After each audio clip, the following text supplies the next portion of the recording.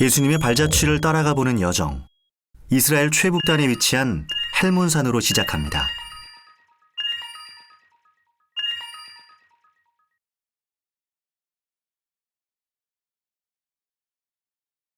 이스라엘의 지붕이라 말하는 헬몬산. 헬몬산은 이스라엘 내에서 높이도 최고, 지리적인 위치도 제일 높은 곳에 위치한 산인데요. 그 여정을 함께할 이강근 목사. 높긴 높네. 이래서 헬몬산이네. 20년이 넘는 세월을 이스라엘에서 보냈지만 헬몬산은 여전히 오르기 어렵습니다. 산 위쪽으로는 레바논과 시리아가 인접한 국경지대로 늘 긴장감이 흐르는데요. 하나님이 만드신 아름다움과 인간이 만든 욕심이 공존하는 곳입니다. 해발 2815m 헬몬산 정상입니다. 하나님께서는 말씀을 통해 이곳에 영생의 복을 약속하셨습니다.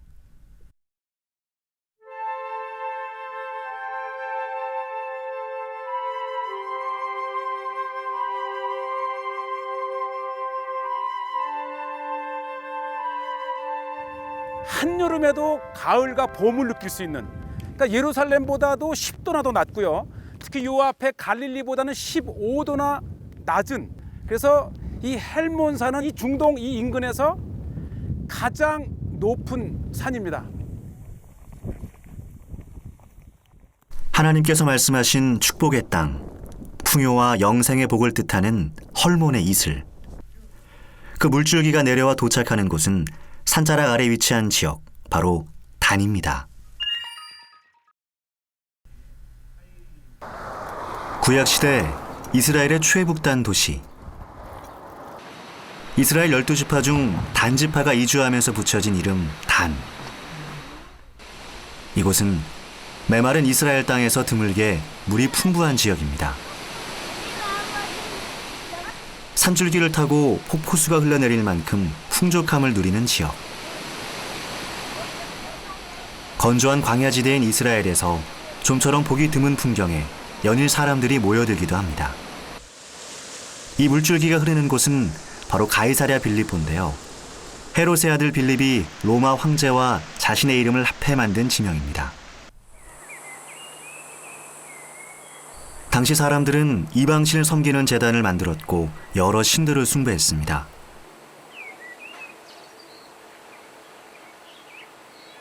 그러나 예수님과 함께 왔던 제자 베드로는 이곳에서 자신의 신앙을 고백합니다.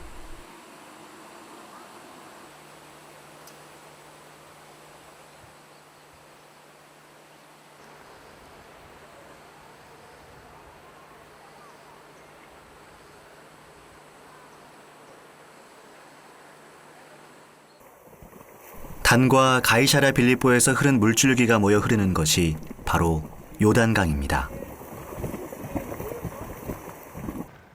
이곳에서는 아주 특별한 체험을 할 수 있는데요. 마슈롱카 제마쿰 카약 나콘? 네, 나이메온 리. 나이메온. 겐. 오케이.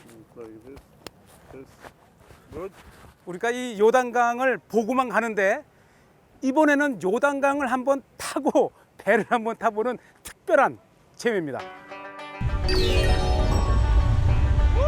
물살이 거센 요단강의 상류. 와, 대단하네요. 아, 물살이. 와, 내가 요단강에서 배를 타다니. 요단은 단에서 내려온다는 뜻입니다. 트럭하러 세다. 이렇게 많은 물이 갈릴리로 흘러들어갑니다.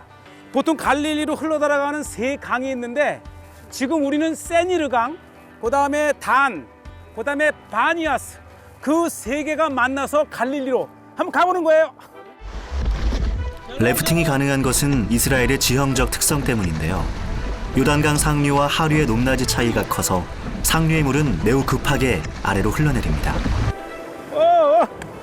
야, 요단강이 이렇게 거친 물이 흐르는 줄은 몰랐어요. 오, 요단강 너무 거칠어요. 이제까지 우리가 보고 상상했던 것과는 매우 다른 새로운 요단강을 만났습니다. 샬롬 샬롬.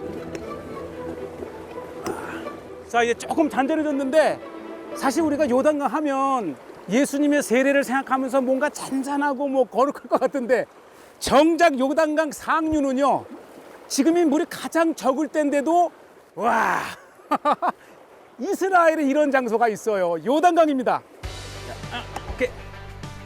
애굽을 탈출해 젖과 꿀이 흐르는 땅 가나안으로 들어서던 이스라엘 민족들이 건넌 마지막 경계선. 풍요의 땅, 천국의 상징이었던 요단강은 이제 이곳을 찾는 여행객들의 좋은 쉼터가 됩니다.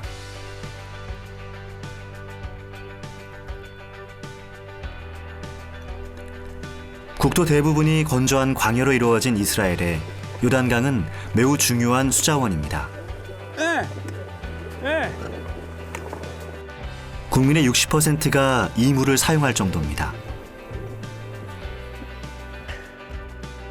마단, 제 캡. 와, 이 요단강이라고 하는 것이 이런 것은 타본 사람만이 알아요.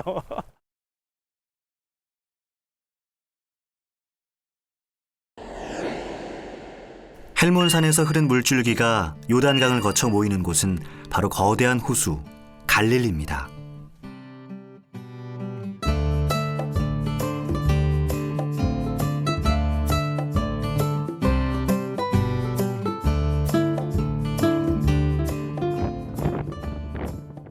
갈릴리 주변은 이방인들의 침략에 잦아 전쟁과 가난이 끊이지 않았습니다. 병자, 이방인과의 사이에서 낳은 아이들이 많아 같은 유대 민족에게도 무시를 당했는데요. 낮고 소외된 곳을 자주 찾으셨던 예수님은 공생의 기간 이 갈릴리 주변에서 수많은 말씀을 전하셨고 기적을 베푸셨습니다.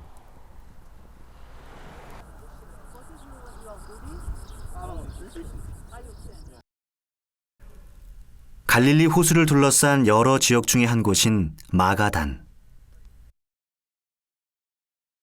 How are you? We are from CBS from Korea. Welcome. Glad you could make it to Magdala. This is Yes. a place where you're going to walk where Jesus taught. Yeah, expecting. Yes. This way? Let's go. Yeah.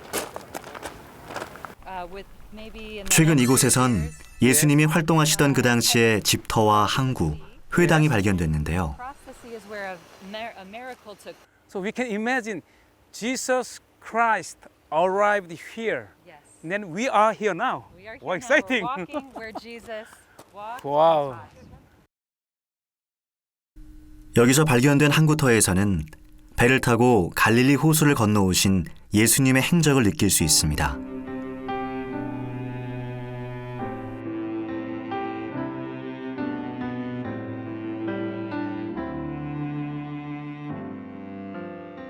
이 지역이 정말 놀라운 곳인데요. 마태복음 15장 39절에 예수님께서 배를 타시고 마가단 지역으로 가시다 했을 때에 그 마가단 지역이 바로 이 막달라 지역을 말하는 거예요. 그러니까 예수님께서 배를 타고 마가단 지역에 도착하셨다면 지금 우리가 보고 있는 이 항구를 통해서 오셨다는 것이죠. 한번 생각해 보세요. 2000년 전에 예수님이 배를 타고 내리셨던 이곳에 지금 제가 서 있는 거예요. Jewish revolt takes place. 무려 2000년 전의 모습. Jesus came there out of the port. 예수님의 발자취를 찬찬히 돌아볼 수 있는 이 유적지는 오랜 세월 땅속에서 잠들어 있다가 최근에서야 그 모습을 드러냈습니다. 이 아르벨산 이 골짜기에서 늘 홍수가 나면서 이 지역이 모래로 덮였던 거예요. 그래서 실질적으로 처음 발견했을 때에 모래가 이 정도까지 있었는데 다행히도 예수님 시대를 건너떠서 오늘 우리에게 바로 이 예수님 시대 때의 마을이 드러났다는 것입니다. So this is a 집과 stone that they would use 시장, to put the Torah. 항구와 더불어 발견된 아주 중요한 유적은 당시 말씀을 전하던 회당입니다. And then they can find the place that they. We know on Sabbath day, it was one of his practices. He would enter the synagogue and teach from the prophet scrolls or the Torah. a place where they 당시 would store the 회당은 scrolls. 하나님의 말씀을 가르치고 누구든 토론할 수 있는 곳이었습니다. Magdala Stone. Yes. 집터나 항구터와 달리 넓은 공간인 이곳을 회당으로 보게 된 이유 중 하나는 바로 화려하게 조각된 돌 테이블 때문입니다. So this is in the Holy of Holies. Holy and Holies. Yes. 와. So 2 wheels with fire. 야, 아마 이 막달라에서 가장 중요한 것이 있다면 바로 이 작은 돌로 된 책상인데 이것이 50년 내에 가장 중요한 고고학 발급 탑 5에 속한답니다. 첫째로 이 모양 자체가 예루살렘 성전을 모형으로 했을 것이다. 중요한 것은 이제 이 성전에 들어가는 문이 아마 이곳일 거라고 보면서 이 메노라를 새겨 놓은 것이고요. 그다음에 이 위에 이 원에 12개의 입이 있는데 아마 이것이 12지파를 상징했을 것이고 또 하나는 이 성소 내에 이 지성소로 들어가는 커튼을 가렸던 그것을 상징하는 것이 아닌가. 하나님의 말씀이 있는 곳 예루살렘 성을 본따 정성스럽게 새겨 넣은 문양. 하나님을 온전히 따르고자 했던 마음이 지금도 선명하게 들리는 듯합니다.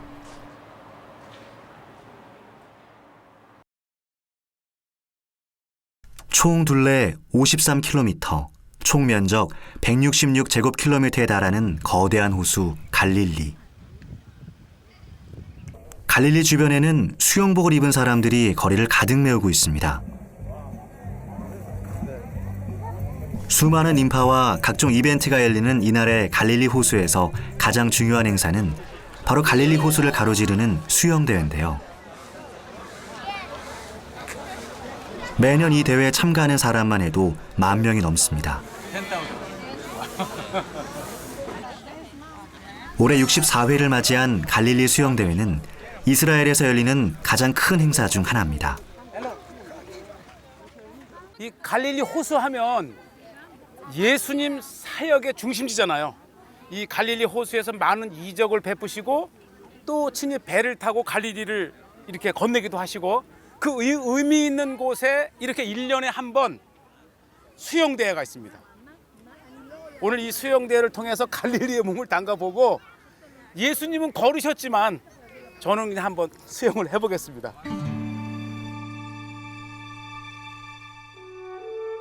예수님께서 사역을 다니며 수없이 건너셨던 곳. 풍랑이 거센 갈릴리 호수에서 물 위를 걷는 기적을 보여주셨던 예수님. 그곳에서 사람들은 호수에 몸을 담그고 물살의 출렁임을 온몸으로 느껴봅니다. 한번 제가 수영을 해보겠습니다. 거센 바람과 출렁이는 물살 속에서도 흔들림이 없으셨던 예수님. 이 넓은 호수를 건너며 수많은 사람들을 살리신 그 마음을 느껴봅니다.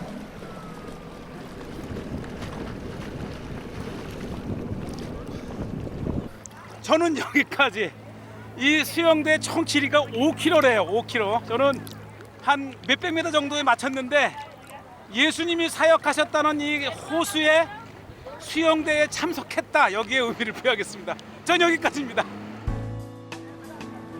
바다라고 표현할 만큼 넓은 갈릴리 호수는 예로부터 해상교통, 배로 이동하는 것이 발달했던 곳입니다.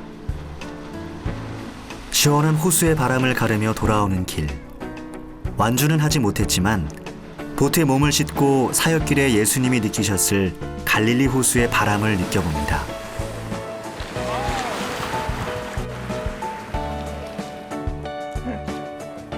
이날 모인 사람들에게 갈릴리는 호수 그 이상의 큰 의미로 남습니다.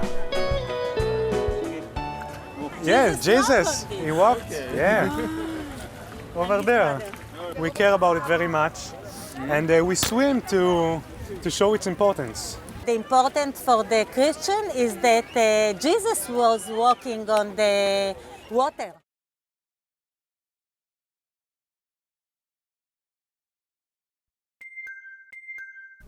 나사렛과 가나, 가버나움, 벳세다까지 갈릴리 호수를 둘러싼 예수님의 수많은 사역지가 있습니다. 그곳을 돌아보는 데는 여러 가지 방법이 있는데 좀 더 여유를 갖고 볼 수 있는 방법을 택해봅니다. 여기 맞네. 샬롬, 많이 쉬마. 이제 택하나 오픈하임? טוב, אני רוצה להזכיר אחד. אוקיי. ומסתובב גליל. כן, כן. יש מפה? זה המפה. חוף רותם שיזף. אה, וזה עין גב.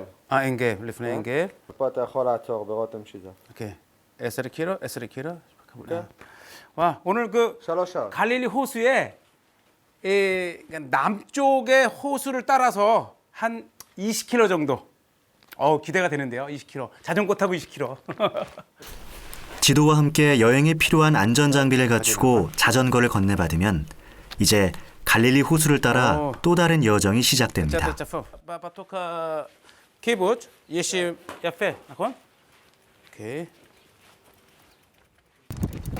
한적한 도로를 따라 나선 길. 자전거 위에 앉아 갈릴리 호수와 하늘의 풍경을 한껏 바라봅니다.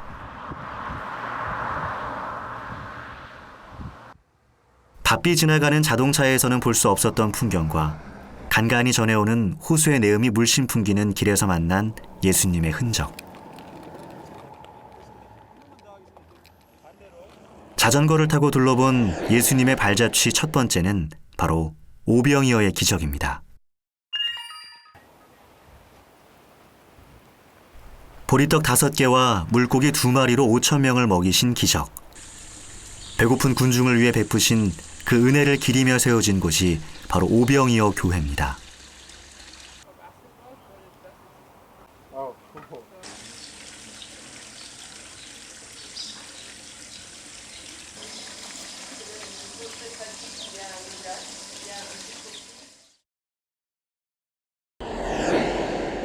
이곳에 교회가 세워진 것은 약 480년경으로 추정됩니다. 교회 내부는 서로마의 멸망 뒤 주도권을 잡았던 비잔티움 제국의 양식을 따랐습니다. 이 오병이어 교회 안에 들어오면 마치 타임머신을 타고 1500년 전으로 돌아간 것 같다는 느낌이 있어요. 아주 전형적인 갈릴리에서 유일하게 480년 주후 비잔틴 시대 때 교회를 그대로 재현해 놨습니다. 가운데 높은 지붕과 양옆에 회랑.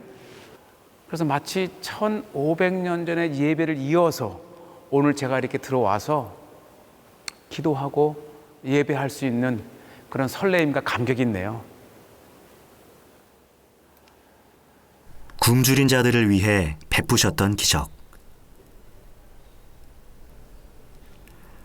당시 예수님은 말씀만 전하신 것이 아니라 모여든 사람들의 배고픔까지도 하나하나 살피시고 그들의 목소리를 들어주셨습니다.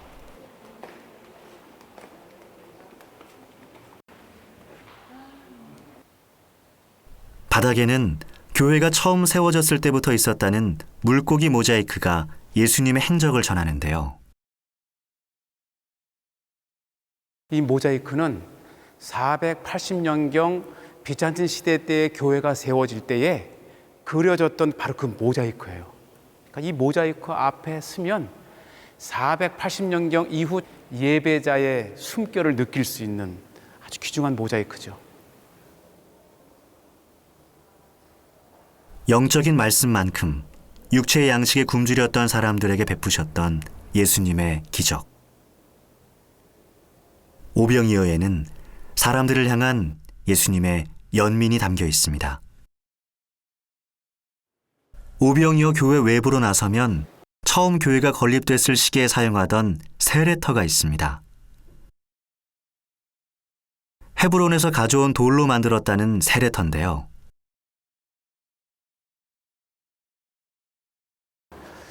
이 세례턴인데 어떻게 당시 세례를 했을까? 이렇게 해서 물을 이렇게 넣었을까? 아니면 이렇게 한번 들어가 보는데 이렇게 해서 세례를 했을지. 어쨌든 이게 십자가 모양을 하면서 4사람을 이렇게 앉게 한 것 같아요. 그리고 각 사람마다 이렇게 이제 돌을 파서 이렇게 이제 세례 도구를 놨었는데 어쨌든 이 세례 터가 있었다가 하는 것은 계속 개종자가 있었다는 거예요. 또는 전도자. 그러니까 비전시 시대 때의 모든 교회에서 이 십자가 세례터가 교회에 있다는 것은 굉장히 왕성하게 전도와 또 인근 사람들의 이 개종이 있었다고 하는 거죠. 아주 굉장히 이 성지 기독교 부흥의 한 역사를 말해주고 있습니다. 모진 기독교 박해 속에서도 말씀을 버리지 않았던 선조들의 믿음이 그 결실을 맺은 곳.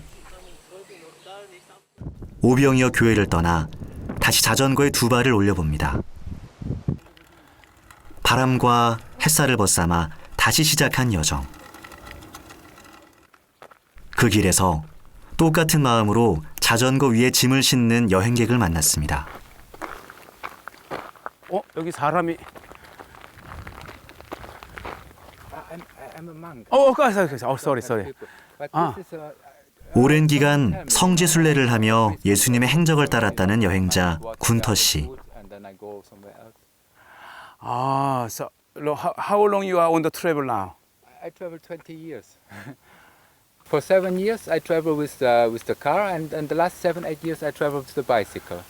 그러니까 우리가 차를 타고 갈 수 있는 모든 지역을 자기의 그 1m를 가더라도 이 자기의 힘을 통해서 힘을 의지해서 다니는 진정한 순례자 같아요. 쓸쓸했던 여정에 비록 잠시지만 동행자가 생기는 행운을 만났습니다.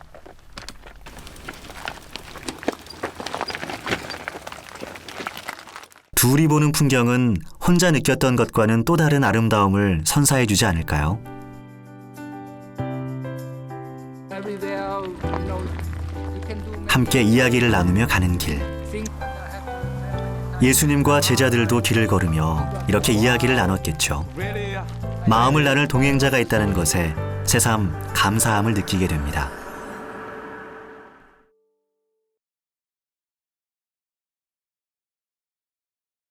예수님의 행적을 따라간 다음 여정은 바로 팔복교회입니다.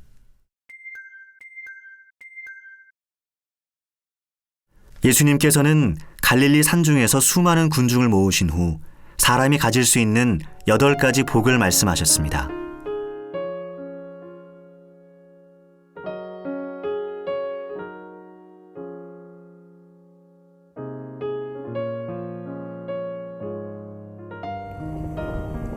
온유한 자, 의에 줄이고 목마른 자, 긍휼히 여기는 자에게 주어지는 복. 예수님의 이 말씀은 기독교 가르침의 백미로 꼽힙니다.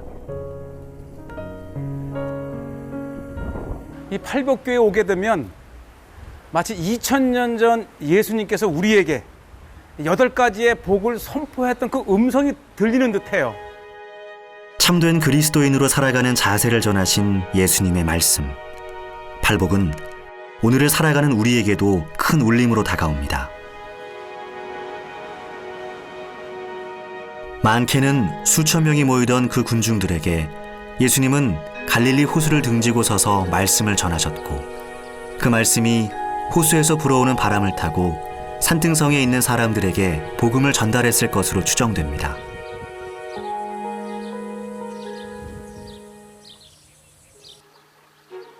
예수님의 사역과 떼놓을 수 없는 곳 갈릴리 호수는 이렇게 바람으로, 물결로 그 말씀을 전하는 역할을 했습니다.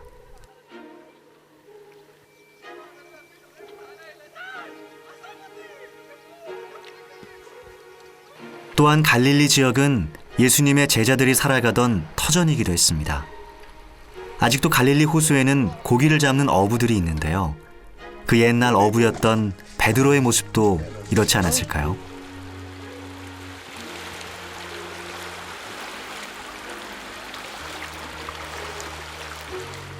호수 위에 이는 풍랑을 잠잠케 하시고 갈릴리 호수 위를 걷는 기적을 보이셨던 예수님의 발걸음.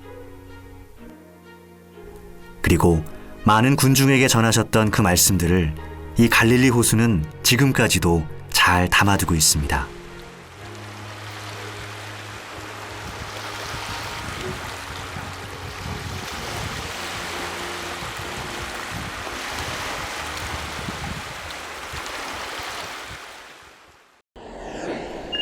갈릴리에서 보여주신 예수님의 행적은 부활 이후에도 드러나는데요. 바로 베드로 수위권 교회입니다. 베드로가 부활하신 예수님을 만나 함께 아침 식사를 했고 예수님께서 마지막으로 베드로에게 말씀을 전하신 곳에 세운 교회.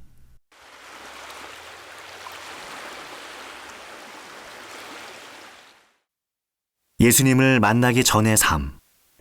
평범한 어부로 돌아갔던 베드로 앞에 부활하신 예수님은 다시 모습을 드러내셨습니다.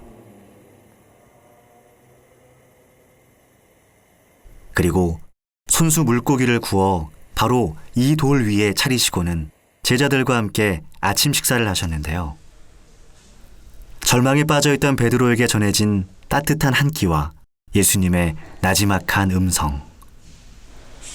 밤새 잡은 물고기를 베드로와 함께 드신 주님께서 내가 나를 사랑하느냐?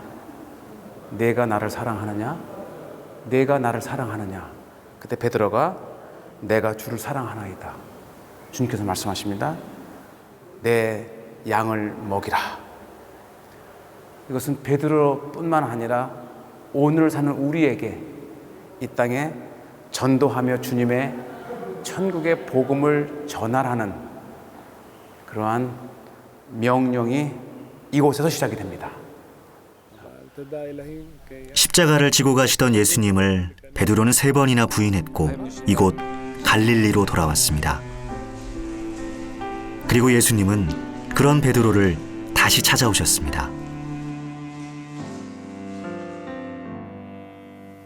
이곳에 교회가 세워지기 전부터 있던 돌 계단.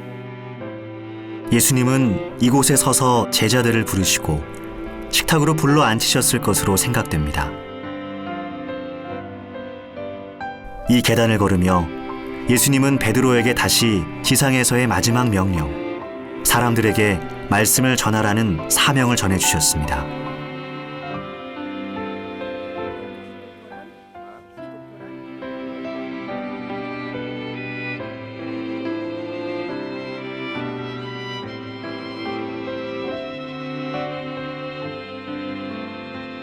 부활하신 예수님이 다시 베드로를 찾았던 것은 아마도 사람을 향한 끝없는 사랑 때문이었을 겁니다.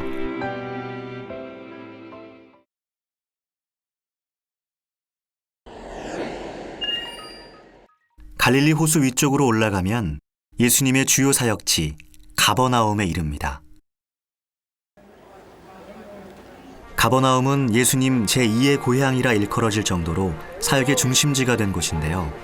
당시 무역과 상업이 번창해 약 2만 명의 주민이 살았다고 합니다.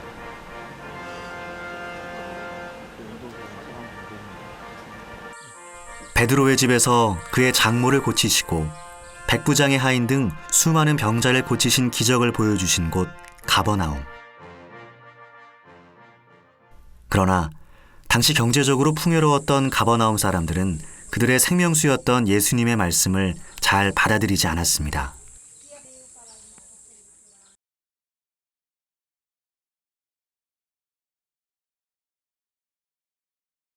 그럼에도 불구하고 예수님은 이곳 가버나움의 회당에서 수차례 말씀을 전하셨고 사람들에게 그 생명의 열매, 구원의 빛을 보여주셨습니다.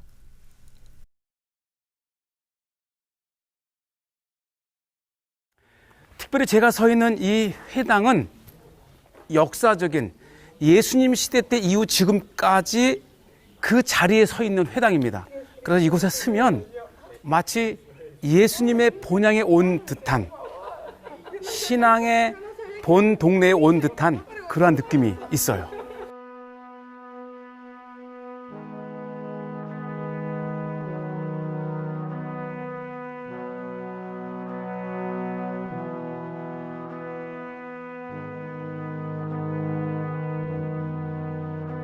많은 사람의 육신과 영혼을 고치신 곳, 이곳에서 행하신 예수님의 기적은 지금도 우리에게 말을 전합니다. 가버나움과 더불어 예수님 사역의 중심지라고 하면 바로 나사렛을 꼽을 수 있습니다. 마을 사이사이 험한 산속을 가야 하는 곳. 아마도 예수님은 이 길을 오가며 말씀을 전하셨을 것입니다.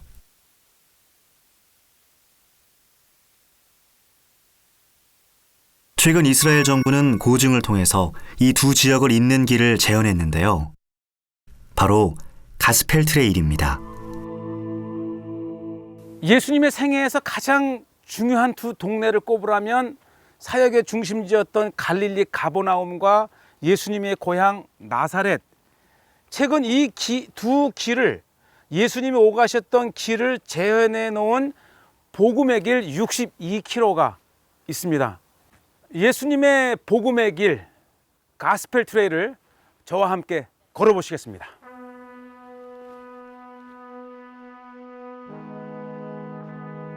하늘과 산 속에서 간간히 불어오는 바람, 나무들을 벗삼아 가는 길, 고요한 산속길이 끝없이 이어지는 곳. 말씀에 의지하지 않는다면 이 산속을 홀로 걷는 일은 굉장히 두려운 일일지도 모릅니다. 내가 사망의 음침한 골짜기로 다닐지라도 해를 두려워하지 않을 것은 주께서 나와 함께 하십니다.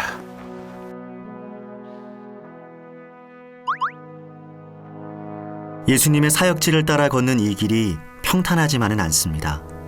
울퉁불퉁한 돌길을 지나고 나면 때론 수풀을 헤치며 나와야 하는 경우도 생기는데요. 이 힘든 길목에서 마주친 것은 바로 예수님의 고난입니다.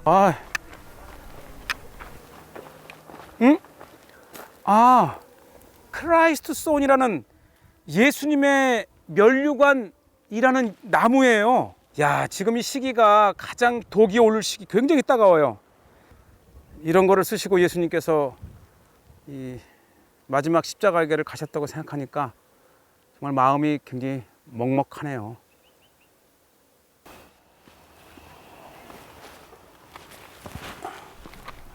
가스펠 트레일을 걷는 동안에는 중간중간 놓인 표지석이 반가운 동반자이며 이정표의 역할을 합니다.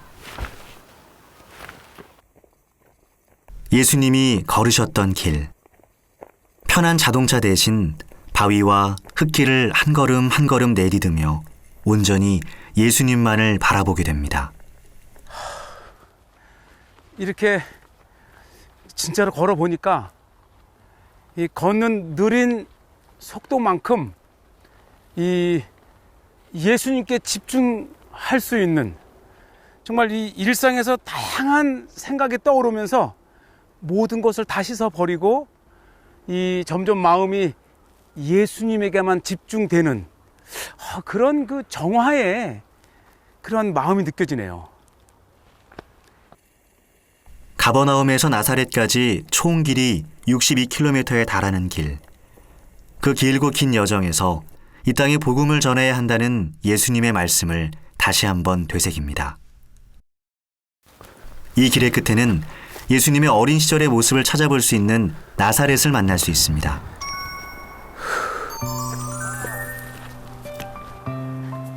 와, 드디어 나사렛에 도착을 했습니다.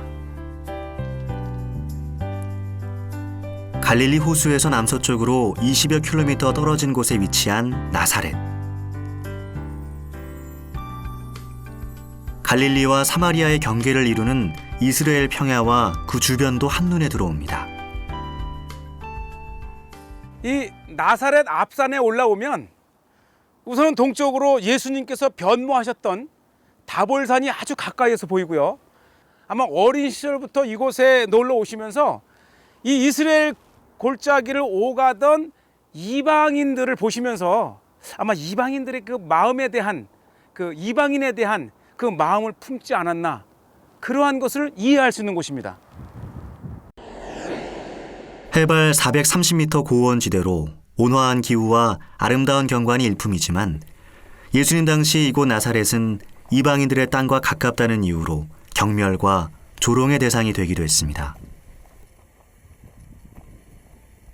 이 나사렛에 예수님 당시 때의 유적지가 발견된 곳이 있어요. 실질적으로 예수님 당시 때 삶이 있었던 곳인데 그곳을 잘 재현을 해서 마치 우리나라의 민속촌과 같은 곳이 있는데, 오늘 그곳을 마치 타임머신을 타고 2000년 전으로 돌아가서 예수님의 생활상을 한번 엿보겠습니다.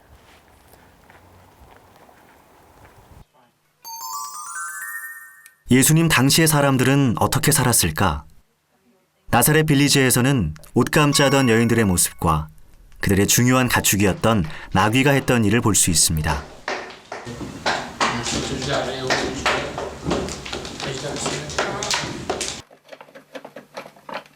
만약 예수님이 이곳에 사셨다면 어땠을까요?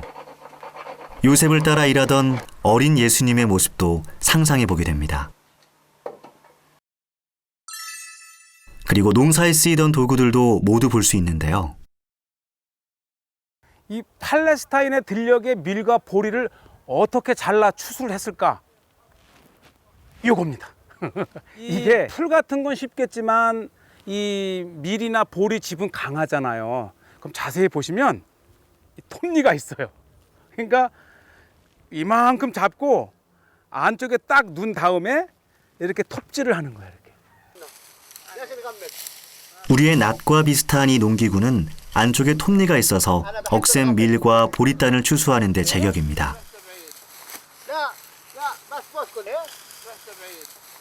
추수를 마친 후 탈곡은 나귀의 몫인데요.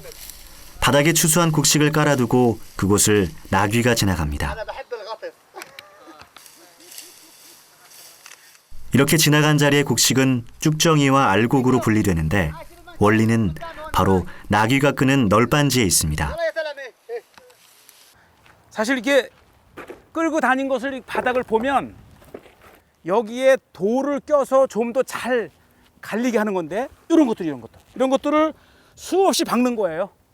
그래서 수없이 박고 계속 돌면 아주 자세하게 이렇게 이 알맹이와 짚이 이제 분리가 됩니다.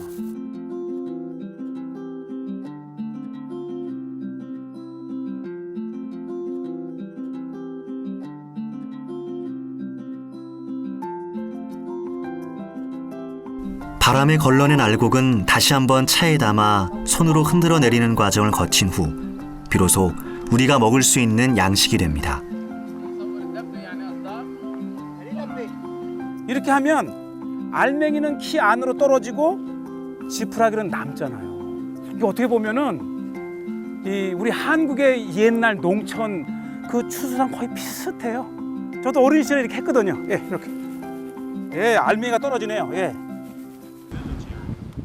이스라엘이 위치한 지역에서 가장 흔하게 볼 수 있는 나무 중 하나가 바로 올리브 나무입니다. 성경 속 감람나무 열매로 표현된 올리브는 먹기도 하고 화장품 대용이 되기도 하고 등잔불을 밝히는 연료가 되기도 하는데요.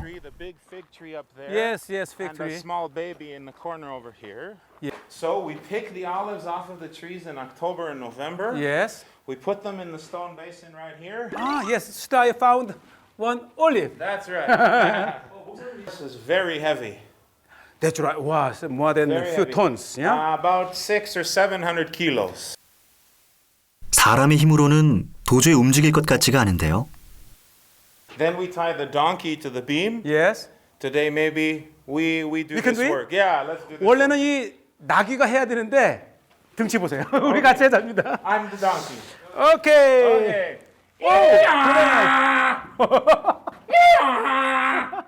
이 연자방아 밑에 올리브를 넣고 돌리게 되면 올리브가 으깨지는데요.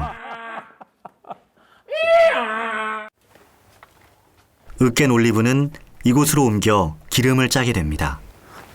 We take the full basket. 아, 여기에다 충분히 올리브를 넣고 Right. And we bring it to the press apparatus. 아, 이게 이제 압축기구나. That's right. 올리브를 망에 넣고 돌의 무게를 이용해 꾹 눌러주게 되면 기름이 아래로 떨어지게 됩니다. 사실 이 돌들이 매달리는 돌들이에요. 그러니까 이제 어느 정도 쌓아놓은 다음에 하나, 둘, 셋. 그러니까 점점 무게를 높여가면서 꾹꾹 짜는 거죠. 그러니까 가장 처음에 돌로 자연적으로 짜지는 게 버진 오일. 열매를 압착해 짜낸 올리브 오일은 그 쓰임새에 맞게 분류해서 식용으로 쓰는 순도 높은 오일과 일반 연료용으로 나누게 됩니다. 제일 먼저 짜낸 순도 높은 버진 올리브 오일은 먹기도 하지만 실질적으로는 성전의 기름용으로, 성전의 등불용으로 드린다고 합니다. 1세기경 사람들의 생활에서도 종교는 매우 중요했고 마을마다 교육과 토론을 하는 회당이 있었는데요. These all appear in Jesus' teachings. 와. Jesus talks about right 나사렛 빌리지 안에도 당시 회당을 그대로 재현해 놓았습니다. Yes, this is a synagogue, 회당. Yes. 와. And it's a completely unique building.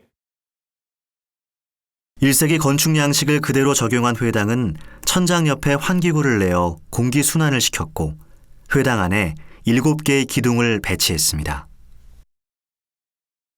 예수님 시대 때의 회당을 지금 보고 계신데 이 모양과 특히 재료를 그때 당시를 썼다 그럽니다.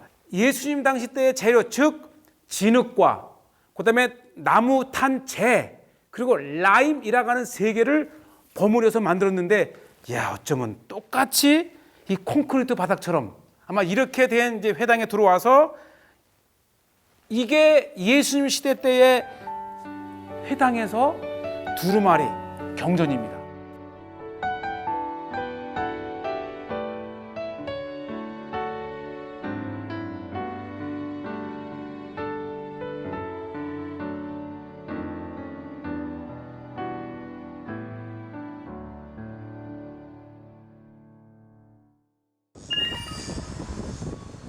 예수님이 공생의 전까지 사셨던 곳 나사렛. 이곳은 이스라엘에서 기독교인의 비중이 제일 높은 도시 중 하나입니다. 믿음은 다르지만 이곳은 지금 기독교인과 유대인, 무슬림이 함께 살아가고 있습니다.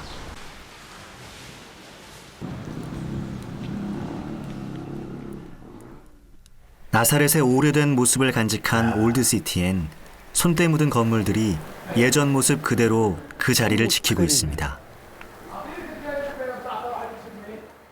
오래된 상점들도 많고 목공소도 있고 이 거리를 걷다 보면 정말 오래된 나사렛의 옛 모습을 발견할 수 있는데 사실 이 건물만 해도 수백 년 된 건물인데 이거 보세요.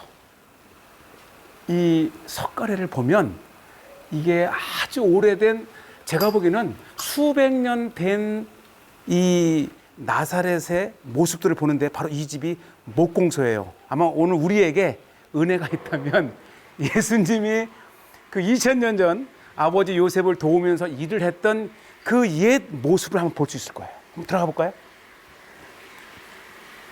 사바켈. 공생애를 시작하시기 전 예수님은 요셉을 따라 목수가 되었습니다. 목공소 주인 아저씨가 정말 후덕해. 그래서인지 나사렛에서는 대를 이어 이 일을 하는 오래된 목공소가 아주 많이 있습니다.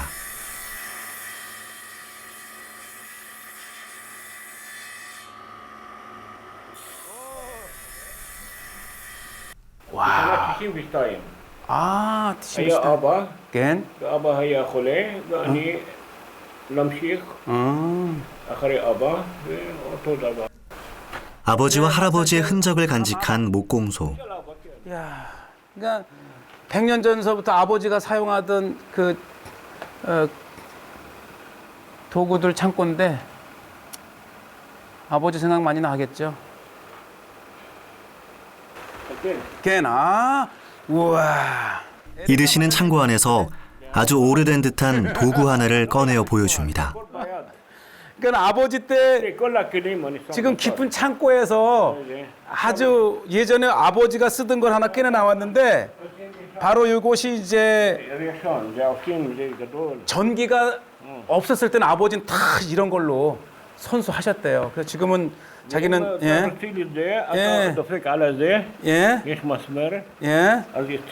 그러니까 이런 기구를 이용해서 이 깎는 그 두께도 조정해 가면서 손수 깎아놓고 이렇게 아버지 시대 때는 다 이렇게 아버지 할아버지 시대 때는 전혀 전기가 없었대요. 그러니까 이렇게 했는데 자기는 이제 전기가 와가지고 더 이상 이게 필요 없잖아요. 이거 보세요, 먼지. 할아버지와 아버지를 따라 목수가 되었고 예수님의 말씀을 따라 하나님의 자녀가 된 이드 씨. 그리스도인으로 예수님이 나신 곳을 지키며 그 발자취를 따르고 싶다는 그의 바람이 앞으로도 계속되길 기도합니다. 슈크란. 인샬라. 라프. 야, 바이바이. 알리엔, 알리엔.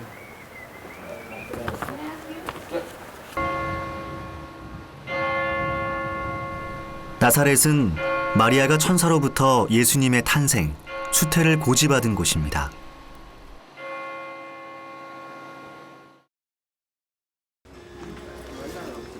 당시 인구 200~300명에 불과했던 나사렛에서 처녀인 마리아의 잉태는 아마 큰 사건이었을 것입니다. 마리아는 당시 낮고 초라한 자신의 집에서 천사로부터 예수님의 수태를 전달받았는데요. 그곳에 세워진 교회가 바로 수태고지 교회입니다.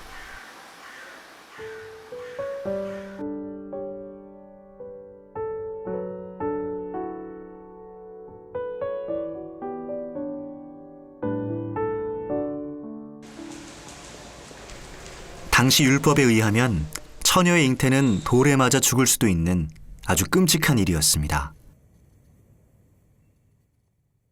목숨을 걸어야 했던 일에 마리아는 그 모든 두려움을 내려놓고 하나님 말씀 앞에 순종했습니다.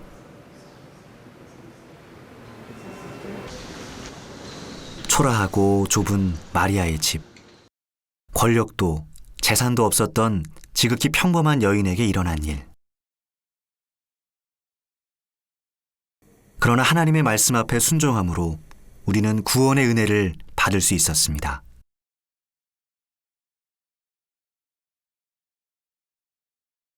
수많은 기적과 말씀을 전하며 굶주린 자들에게 따뜻한 영과 육의 양식을 전하신 예수님. 이 길을 통해 우리는 하나님이 주신 축복과 그 의미를 다시금 깨닫게 됩니다.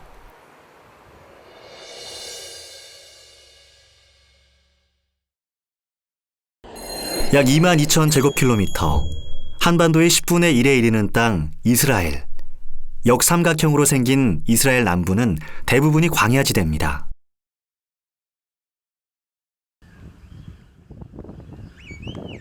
이스라엘은 국토의 약 60%가 광야로 이루어져 있습니다. 애굽을 탈출한 모세와 이스라엘 백성들이 무려 40년을 기거하며 하나님이 약속하신 땅 가나안을 갈망하던 곳. 그리고 예수님의 간절한 기도가 이어졌던 곳이기도 합니다.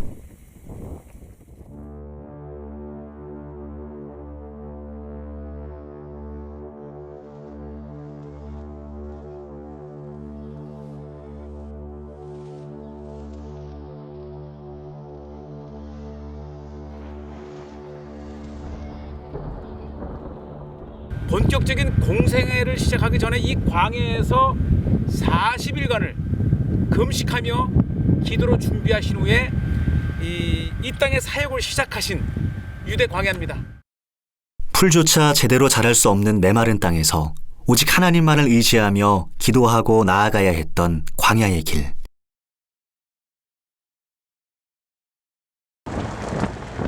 고난과 절실함을 가졌던 이스라엘 백성에게 하나님은 약속하신 가나안을 보여주셨습니다. 험하디 험한 길을 건너며 두려움과 간절함으로 기도했던 사람들과 그 기도를 들으셨던 하나님. 끝없이 펼쳐진 광활한 지대를 보며 이 땅에서 오직 하나님만을 바라보길 원하셨던 그 마음을 되새겨봅니다.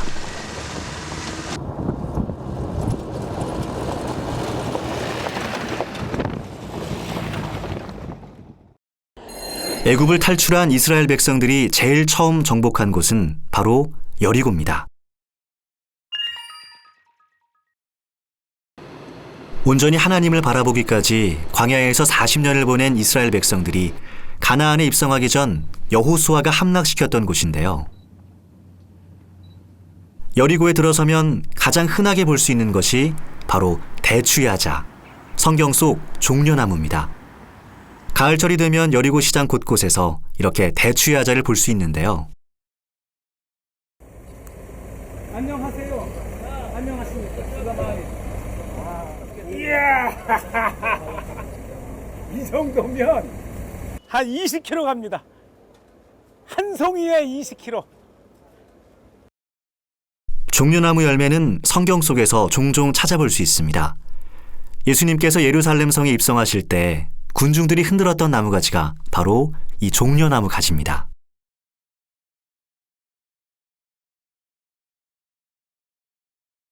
이 종려나무는 신약과 구약을 통틀어서 이 성지의 가장 대표적인 식물이고 영화, 글로리아를 상징합니다. 맛도 기가 막혀요. 고운 맛 같으면서도 굉장히 달아요. 쫄깃쫄깃하고요. 드시고 싶으시죠? 맛있어요. 대추야자는 이스라엘을 포함한 중동 지방의 대표적인 간식거리입니다. 아주 오래전부터 이곳에 서식하며 이 땅의 흥망성쇠를 지켜본 나무이기도 한데요.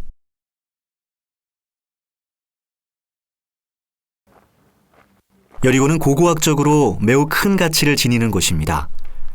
여리고의 도시가 세워진 것은 무려 7,000년 전으로 추정되는데요. 세계에서 가장 오래된 도시가 바로 여리고입니다.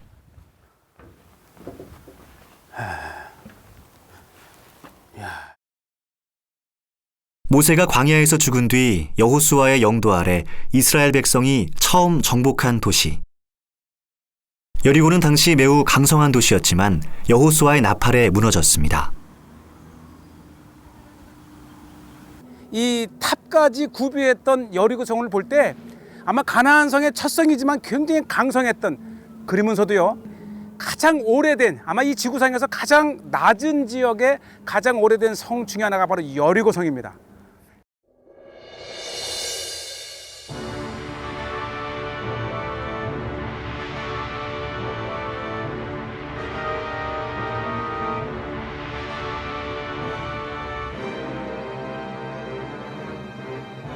이스라엘의 오래된 도시 대부분은 마을이 무너지면 그 위에 또 집을 짓습니다. 여리고 역시 켜켜이 쌓이고 쌓여 지금은 예전보다 높은 지형을 갖게 됐는데요.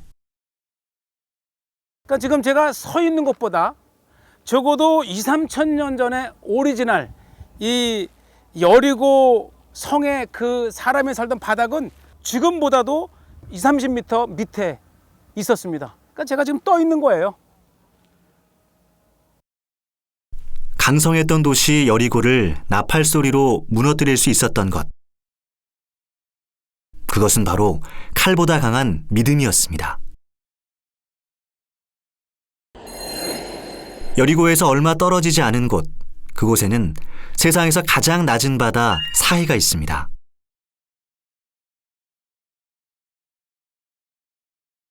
헬몬산에서 흐른 물줄기가 갈릴리 호수와 요단강을 거쳐 마지막으로 모이는 곳. 사해는 이스라엘에서도 대표적인 휴양지입니다. 사해의 진흙은 피부에 좋다고 알려지면서 관광객들에게 아주 인기가 높습니다. 죽음의 바다라 불리는 곳 사해. 그러나 이름과는 달리 사해는 새로운 생명력을 얻은 듯 사람들이 모여들고 그들에게 즐거움을 선사하는 곳으로 변했습니다.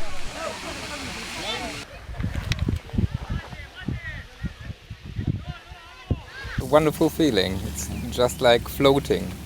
Very good. Okay. It's an amazing feeling. Okay. Seeing all these places. 가장 낮은 곳에 위치해 모든 사람들을 물 위로 떠받치는 곳 사해. 이 사해가 뜬다는 건 알았지만은 저까지 뜰 줄은 몰랐어요. 야. 사람들이 물 위로 뜰 수 있는 이유는 이곳의 염도가 매우 높기 때문입니다. 바닷물의 소금기, 염도가 무려 300%를 넘나드는 곳. 사해에서는 마치 염전처럼 바다 여기저기서 소금 결정을 찾아볼 수 있습니다.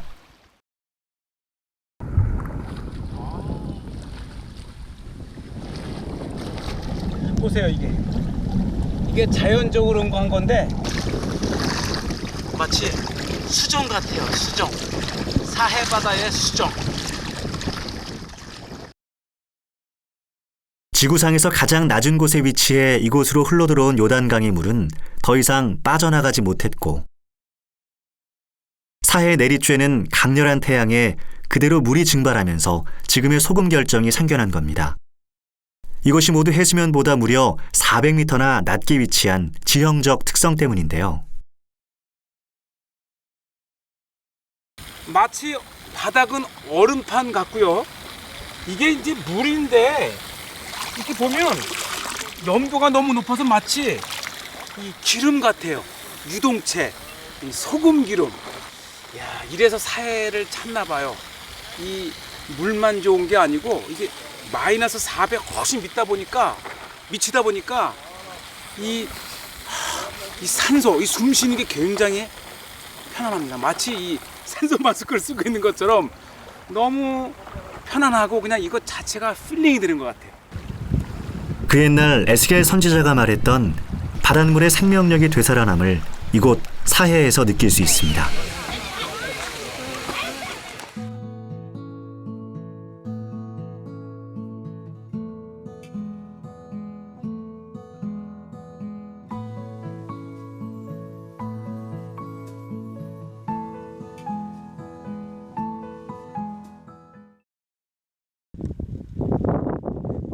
사해의 물줄기를 따라 올라간 곳. 그곳엔 이스라엘과 요르단의 국경을 이루는 요단강이 흐르고 있습니다. 예수님께서 세례 요한에게 세례를 받으신 곳도 바로 요단강이죠. 그 강을 따라 올라간 길에서는 철조망이 끝없이 펼쳐지는데요. 1967년 일어난 이스라엘과 중동 국가들과의 전쟁. 전쟁의 상흔은 사라지지 않고 요단강 주변에 고스란히 남아 이스라엘의 아픈 현대사를 대변하고 있습니다.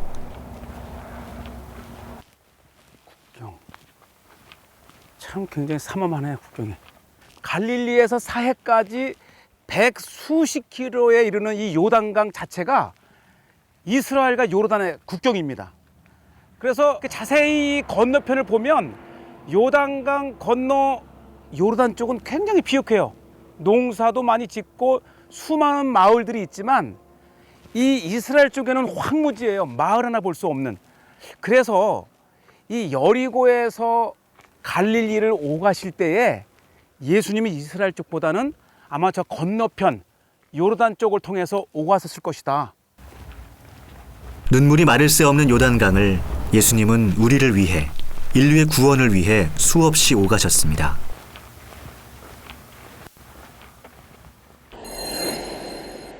요단강에서 본 아픔이 고스란히 반영된 곳, 바로 예루살렘입니다. 하나님의 언약궤가 있는, 그리고 예수님의 숨결이 서린 곳. 온전히 하나님의 땅이어야 할 예루살렘의 현재 모습은 매우 복잡합니다. 이스라엘 땅을 두고 오랜 세월 전쟁을 한 참담한 결과인데요. 기원전 10세기 이곳에 다윗이 이스라엘을 세웠고 솔로몬이 거룩한 성전을 지었던 성서의 땅.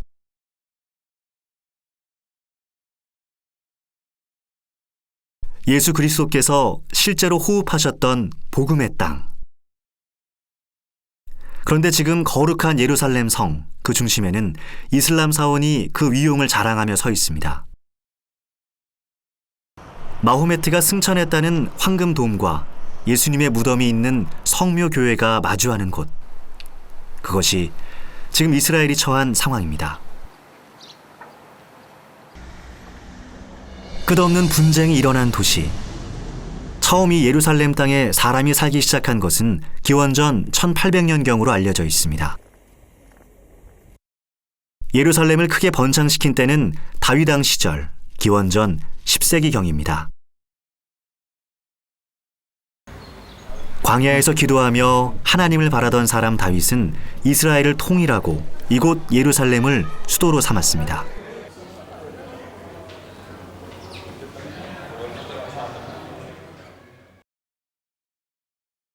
시온산에서 시작된 예루살렘.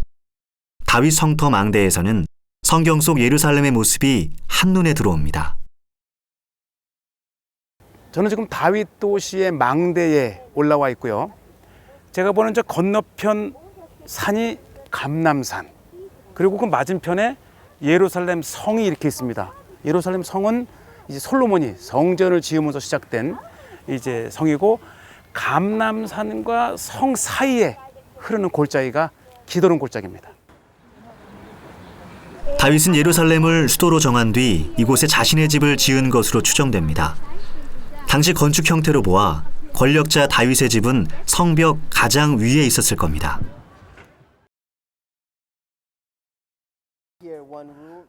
유적지 안에서는 히스기야 왕 때의 관료 이름이 발견되는 등 이곳이 다윗의 집터라는 이유들이 하나둘씩 나왔는데요. 그중 하나가 바로 기둥에 새겨져 있던 독특한 문양입니다.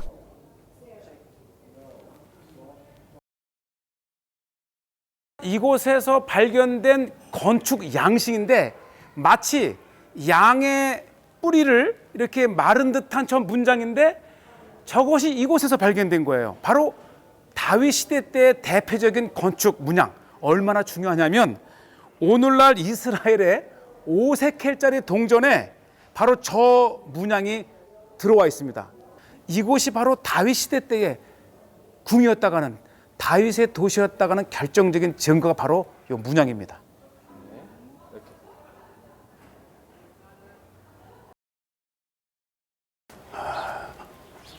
기원전 10세기경 지은 다윗 도시의 성벽과 집들. 다윗은 왜 이곳을 수도로 정했을까요? 이곳은 예루살렘 땅 중에서도 최초로 사람이 살기 시작한 곳으로 알려져 있습니다. 그 이유는 바로 메마른 땅, 이스라엘의 지형적 특성과 관련이 있습니다.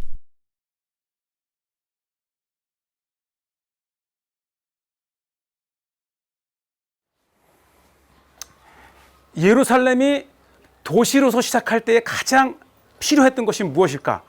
바로 물입니다. 바로 이 다윗이 예루살렘을 시작할 때에 바로 이 물이 있었기 때문에 가능했는데, 그 샘이 바로 기혼샘입니다. 기혼샘. 한번 내려가 보시죠.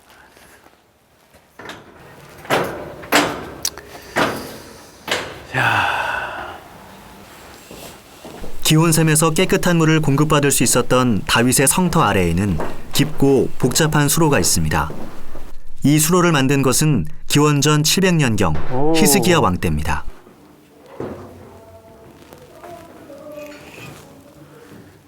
바로 이 밑에 기온샘이 있습니다. 이렇게 비밀의 수갱을 파서 밖에 기온샘은 막아버리고 이 안쪽에서 비밀리에 물을 계속해서 퍼올려서 예루살렘으로 공급을 해준 거죠. 그때 그 다윗이 바로 예루살렘을 점령했던 수구가 바로 이 수갱이 아닌가 이렇게 생각을 합니다.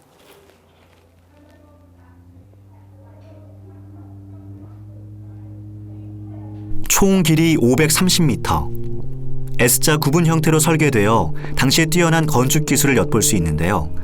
이 터널은 기온샘의 물을 끌어들여 실로암 연못으로 보내도록 만들었습니다.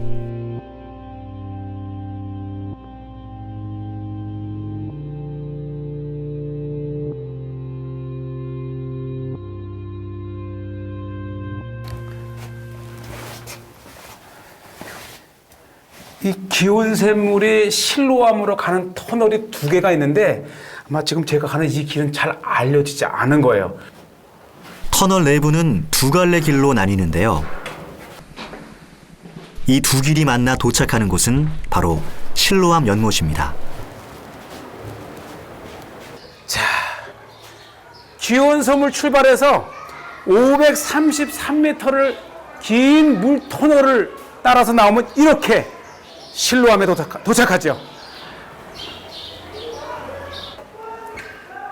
보냄을 받은 자라는 뜻의 연못 실로암. 당시 예루살렘에 있던 2개의 연못 중 하나인데요. 자, 바로 이것이 이 기혼샘에서 솟아나온 물이 이 533m의 히스기야 터널을 통해서 이렇게 나옵니다. 길고 어두운 터널을 지나 마주한 밝은 빛. 소경의 눈을 뜨게 하신 예수님의 기적이 있었던 곳이기도 한데요. 예수님만을 바라본 그 믿음이 만든 기적입니다.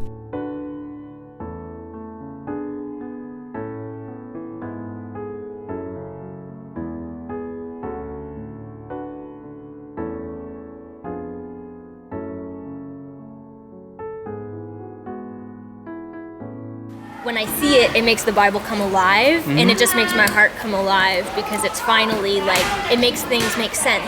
Like I'm seeing it, and now it makes sense because I've seen it, and it makes my heart leap because it's like God just speaking to my heart through His land, and through His country, through His people, and just even through old rocks and old waters. It makes my heart come alive. Christians, we believe that we're supposed to follow the light, and the light is in us, who's Jesus.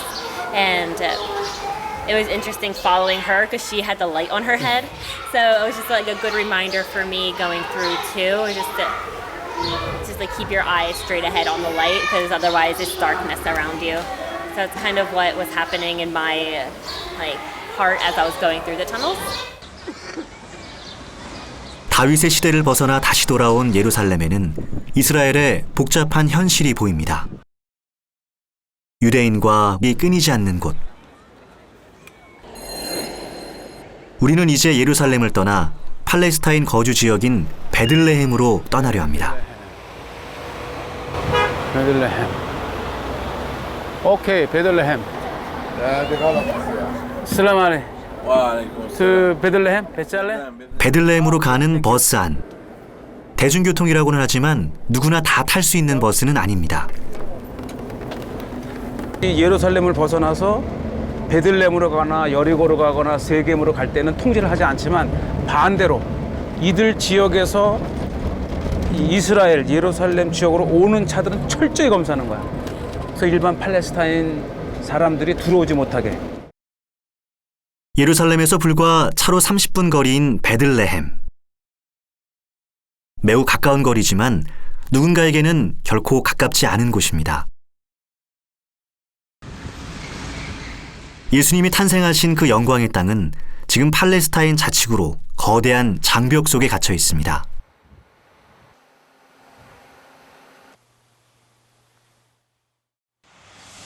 창세기 때는 에브라스로 불리고 미가 선지자가 메시아의 탄생지로 예언했던 곳.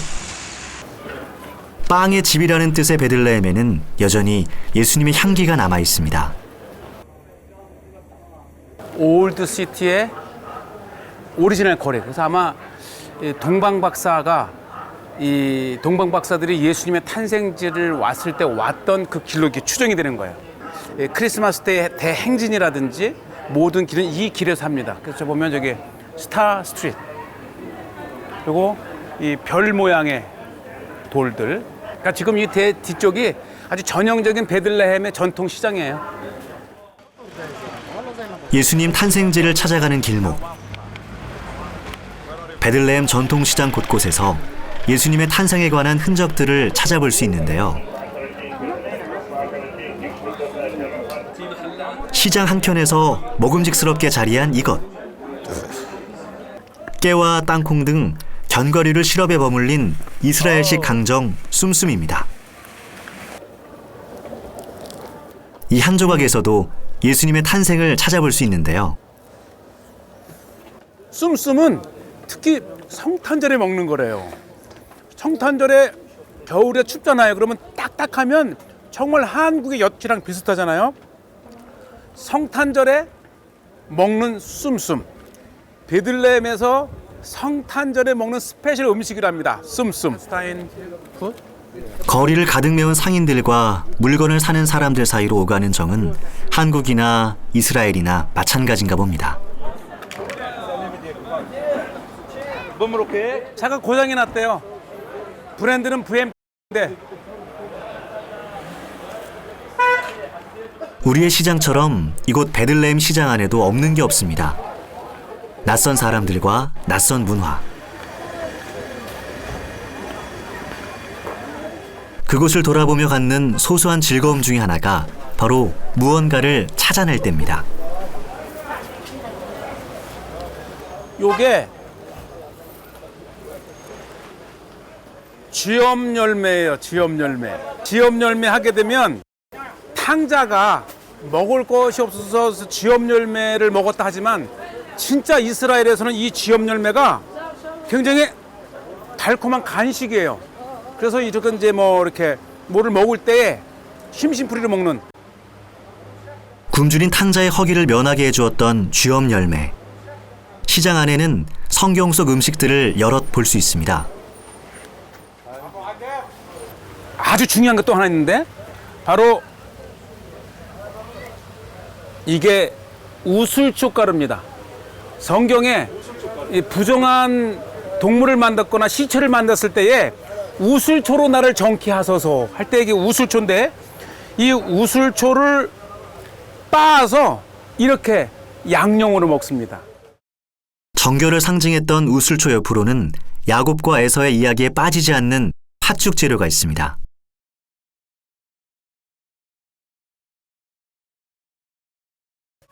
바로 이게 렌틀이라고 하는 것인데 얼마나 이게 맛있었으면 에서가 자기 장자권을 야곱에게 팔면서까지 먹고 싶었던 먹었던 바로 렌틀 팥죽입니다. 팥죽.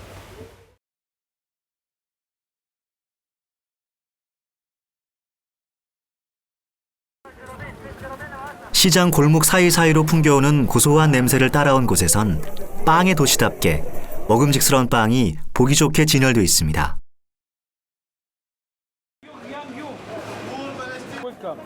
이 팔레스타인 사람들이 주식이 뭔가 빵인데요. 이스라엘에서는 피타라고 하는 조그만 빵이 있지만 여기는 조금 다른데 이걸 호베즈라고 합니다. 빵 한번 이렇게.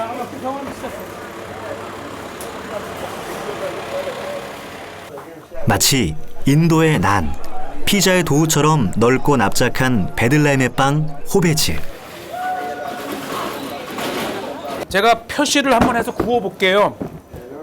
이렇게 구멍을 좀 뚫고, 이게 밀가루 굉장히 부드러운데, 이야, 이 자고를 정말 자갈을 구워가지고, 에? 우리로 치면 맥반석 구이쯤 될까요? 뜨겁게 달궈진 자갈의 열기로 반죽은 2바퀴를 돌고 나오니 어느새 완성된 모습입니다. 모양이 좀 이쁘진 않지만 그래서 제가 구웠다는 데 의미가 있어요.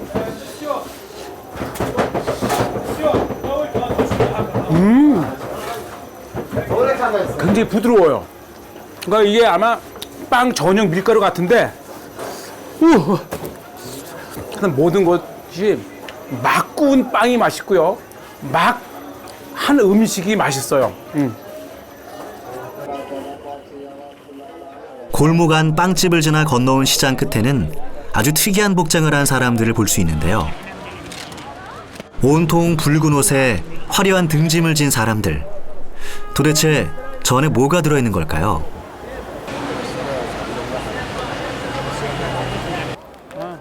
궁금할 때는 일단 주문부터 해봅니다.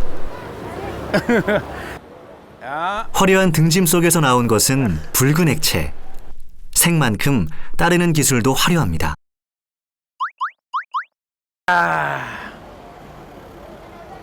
슈크란.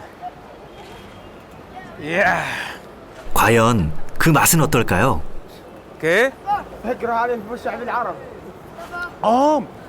이게 이 맛이요. 쥐엄 열매 차예요. 쥐엄 열매 차. 크롭. 크롭. 이야, 이게요. 아까 우리가 쥐엄 열매를 봤는데 쥐엄 열매가 얼마나 단지 그걸 갈아가지고 이렇게 냉차를 만들어요. 쥐엄 열매 냉차. 이거 특종이네. 시원하고 달콤한 쥐엄 열매 한 잔에 다시 활기를 되찾습니다.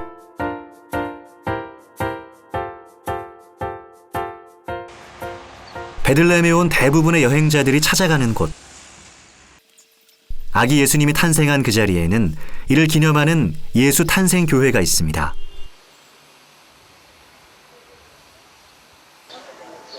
교회 안으로 들어가기 위해서는 이렇게 비좁은 문을 통과해야 합니다.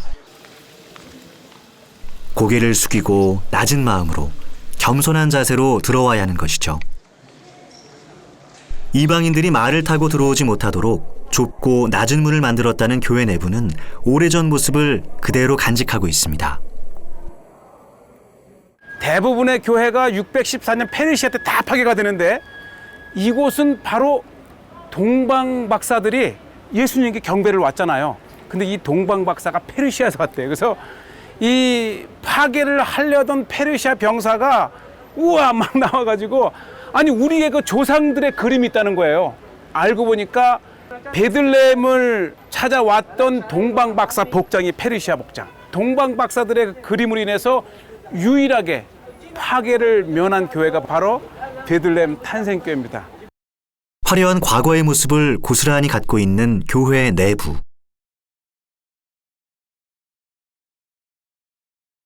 비잔치 시대 때 처음 이 베들레헴 탄생교회가 건축되었을 때에 얼마나 화려했는지를 알 수 있는 것이 바로 이 바닥입니다. 바닥의 모자이크를 보면 색감이라든지 그 모자이크의 디자인이라든지 굉장히 정교하고 화려했었던 것을 일부 이렇게 볼 수 있습니다. 모자이크는 비잔틴 시대 예수님을 경배하던 사람들의 마음을 그대로 간직하고 있는 듯한데요. 좁고 어두운 곳.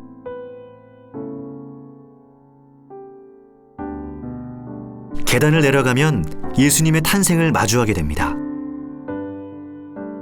인류의 구원을 위해 이 땅에 오셨지만 이 누추한 곳에서 인간의 몸으로 태어나신 구세주. 이 땅의 구원자, 메시아로 오셨지만 가장 낮은 모습으로 사셔야 했던 예수님의 그 모습이 구원의 축복, 그 무게를 다시 깨닫게 합니다.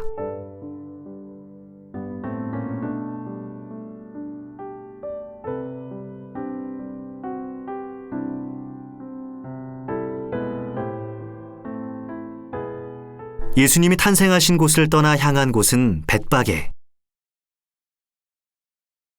예수님의 공생애, 이 땅에서 마지막 기간이 시작되는 곳입니다. 예루살렘에서 10분 거리에 위치한 곳. 예수님은 이곳에서 나귀를 타고 마지막 일주일을 보내신 예루살렘으로 향하셨습니다.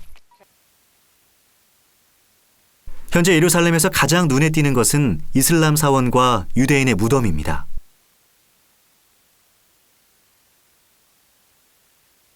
예수님 시대 때는 로마로 인해서 또 현재는 이스라엘과 팔레스타인의 분쟁으로 인해서 예루살렘은 끊임없이 분쟁을 이은 슬픔의 도시입니다. 아마 이곳에서 예루살렘을 보시면서 우셨던 그 예수님의 눈물, 그 예수님의 슬픔은 오늘날까지 지속되고 있는 것 같습니다. 유대인과 아랍인들의 분쟁. 예루살렘 안에서 하루에도 몇 번씩 이런 크고 작은 싸움과 마주합니다. 이 땅의 평화를 원하셨던 예수님의 말씀은 언제쯤 빛을 발할까요?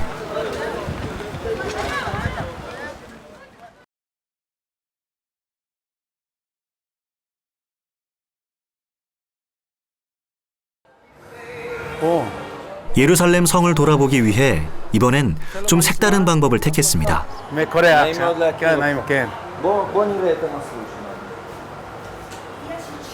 אני סגווי פעם ראשונה בחיים. מצוין. לא קשה. אנחנו נעבור בתוך העיר העתיקה. בתוך וניסע העיר. חזק. בתוך העיר. 최근에 유행했던 전동보드를 타고 예루살렘 성을 돌아보려고 합니다. 난생 처음 타보는 전동보드. 먼저 간단한 교육을 받게 되는데요. Lean backwards. 몸을 앞으로 하고 쓰게 되면 좀 뒤치고 이쪽으로 하고 싶다면 요거를 약간 이렇게 하게 되면 이렇게 되고 이게 생각보다 어렵지 않아요. 쭉 한번 돌아보겠습니다. 오, 괜찮아요. 넘어지진 않을까 걱정했지만 생각보다 굉장히 쉽게 적응했습니다. 네. 평생 처음 세그웨이를 2분 교육받고 탈 수가 있어요. 와, 판타스틱. 현재 문명과 과거의 유산이 만나 여행에 새로운 재미를 더합니다. 다윗이 수도로 정하고 솔로몬이 성전을 세운 곳 예루살렘. 현재 예루살렘은 1542년 오스만 투르크 슐레이만 왕이 세운 것으로 과거 솔로몬 시대의 성과는 차이가 있습니다.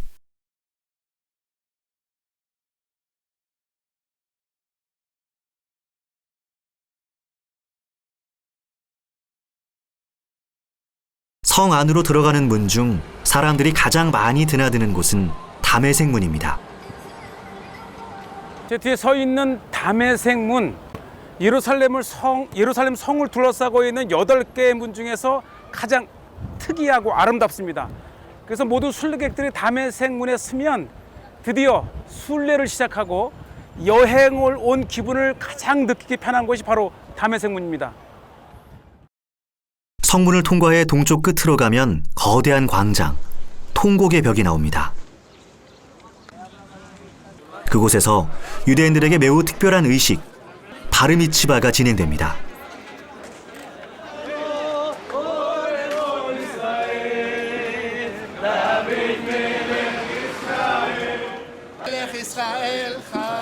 유대인들이 모여있는 곳은 일명 통곡의 벽. 로마인들에 의해 유대 왕국이 멸망하면서 이스라엘 민족은 뿔뿔이 흩어지게 됐고 성전 역시 이 벽만 남았습니다.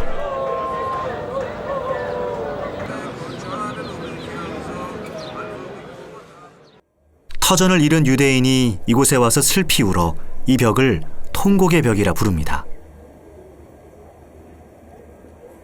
Burnt off, like the Romans, and the only place he stays is in this wall. It's the only thing that's left from his house, and from here he stays. So it's the only place we have the God still stays. We learn about it, but we know it's not connection. It has Jews and we have Christians, two different things. I don't know, probably can ask the Christians, they know more about it. 1km 남짓한 예루살렘 성은 분쟁의 땅 이스라엘의 모습을 여실히 보여줍니다. 오랜 다툼 끝에 예루살렘 성은 유엔의 중재로 기독교, 유대교, 이슬람과 아르메니아인 구역 등 총 4개 구역으로 나뉘었습니다.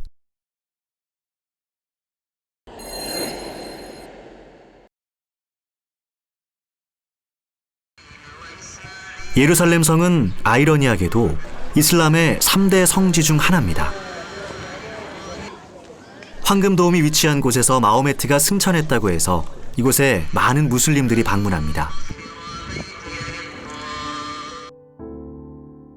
그 황금도움 사원 앞으로는 어마어마한 수의 유대인 무덤을 볼 수 있는데요.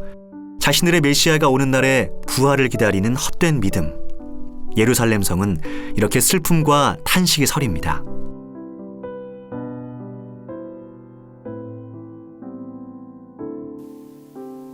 예수님의 마지막 일주일도 지금처럼 혼란스럽고 서로를 비난하는 상황이었습니다. 그런 세상을 바라보며 예수님은 앞으로 닥칠 고난 앞에 기도하셨고 그곳 겟세마네 동산에는 교회가 세워져 있습니다. 십자가를 지기 전 홀로 기도하셨던 겟세마네 언덕.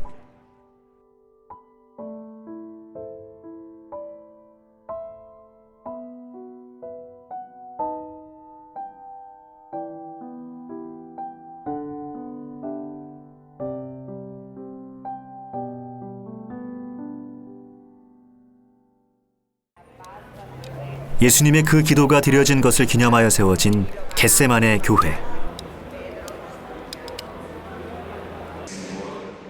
처음 이곳에 교회가 세워진 것은 4세기 말. 전쟁과 지진으로 폐허가 된 곳에 여러 국가의 성금으로 오늘날의 모습을 갖췄습니다.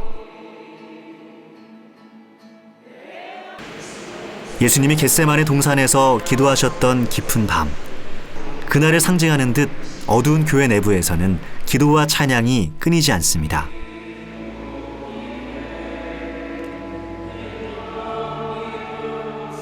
죄로 인한 인간의 고통을 기도로 채우고 아버지 하나님께 간구했던 예수님.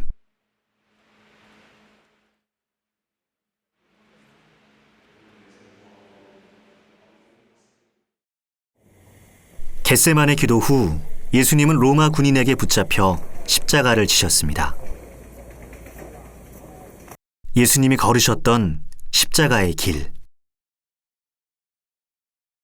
예루살렘에는 그날의 흔적들이 여전히 남아 있습니다. 우리의 죄를 위하여 십자가를 지셨고 죽임을 당하셨던 일. 에케 호모교회는 그날의 일을 기억하고 있습니다.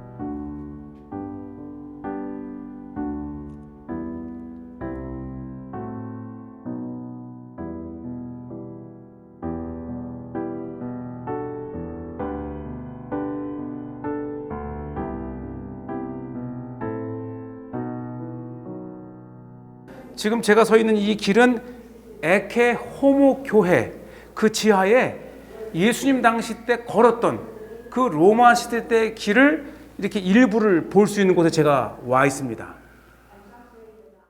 로마 군인들은 예수님께 침을 뱉으며 희롱했지만 예수님은 그저 묵묵히 십자가의 길을 걸으셨습니다.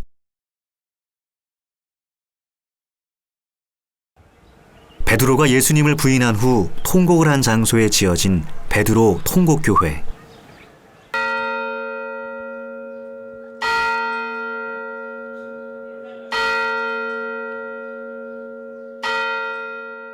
베드로는 예수님을 떠나지 않겠다고 호언장담했지만 사람들의 비난에 무려 3번이나 예수님을 부인했습니다.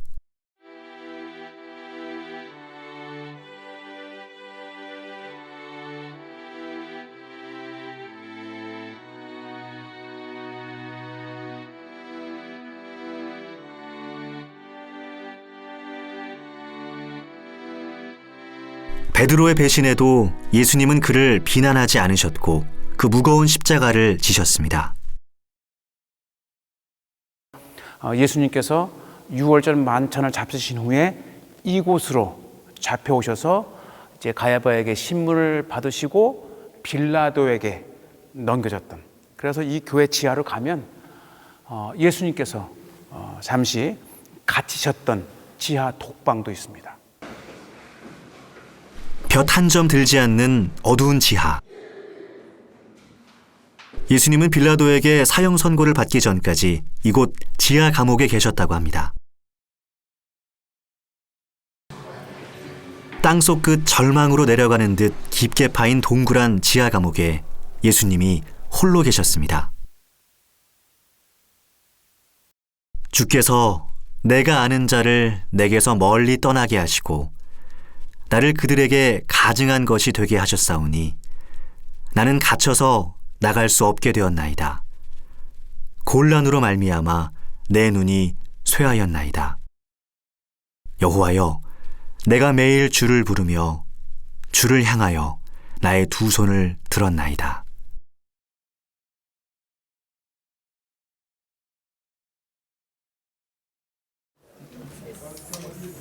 When you sit in that place where we all get that feeling of loneliness and hurt. The night before he was crucified, he was in that prison where he was standing there. And he was thinking about each and every one of us. And just one more day. Just one more for you, for me, for each and every one of us. And it's something to be grateful for. Because if it wasn't for Yeshua, we don't have hope. We don't have life. 로마 군인의 희롱과 사람들의 비아냥, 제자들의 배신에도 묵묵히 걸으셨던 길. 십자가를 지고 걸어가신 이 길은 14세기부터 수도사들에 의해 재현되고 있습니다. 예수님이 당하셨던 고난. 비아 돌로로사는 십자가를 지신 예수님이 골고다 언덕을 오르고 못 박혀 죽으셨던 그곳까지 이어져 있습니다.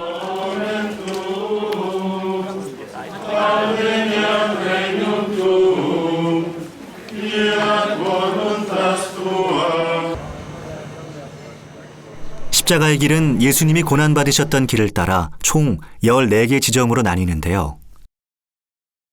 예수님의 희생이 걸음걸음마다 새겨진 곳, 우리 죄를 위해 걸으신 이 십자가의 길은 1.6km 정도로 이어집니다. 길을 걷다 보면 예수님이 십자가를 지고 가다 처음 쓰러진 곳, 십자가를 진 예수님을 보며 슬퍼하던 어머니 마리아를 위로하던 장소가 나옵니다. 인류의 죄를 짊어지신 예수님, 그 무거운 짐을 지고 오르셨던 예수님은 이곳에서 손을 짚어 잠시 숨을 고르셨습니다.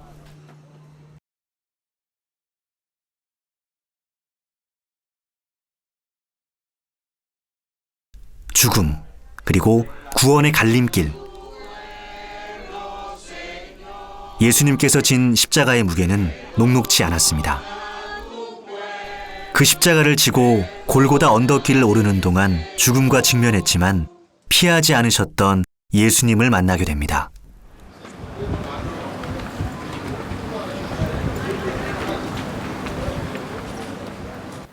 예수여, 예수여. 십자가를 지고 걷는 그 가운데서도 예수님은 사람을 보듬으셨습니다. 예루살렘의 딸들아, 나를 위하여 울지 말고 너희와 너희 자녀를 위하여 울라. 죄인 받으소서.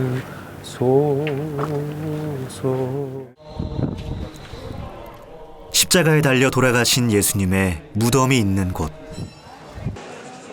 예수님께서 십자가에 못 박혀 돌아가셨던 그날에도 이렇게 많은 사람이 슬피 울었을까요?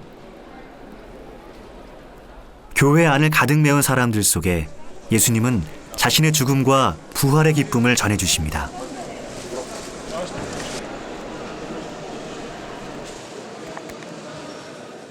예수님을 무덤에 안치하기 전 기름을 부었던 돌 앞에서 사람들은 입을 맞추며 그날의 슬픔과 마주합니다.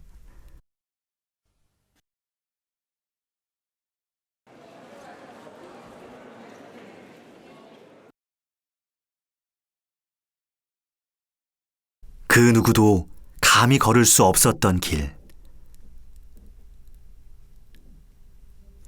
예수님은 자신의 희생으로 우리를 살리고자 하셨고 고난의 길, 그리고 생명의 길을 걸으셨습니다. 내 영혼을 아버지 손에 부탁하나이다. 이 말씀을 하신 후 숨지시니라.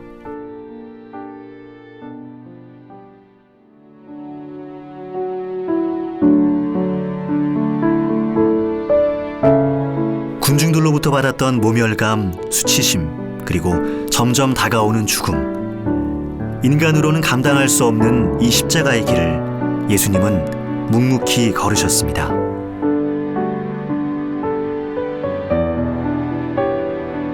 자신의 죽음으로 인류를 살리고자 하셨던 분, 그 한 걸음 한 걸음이 우리를 살렸고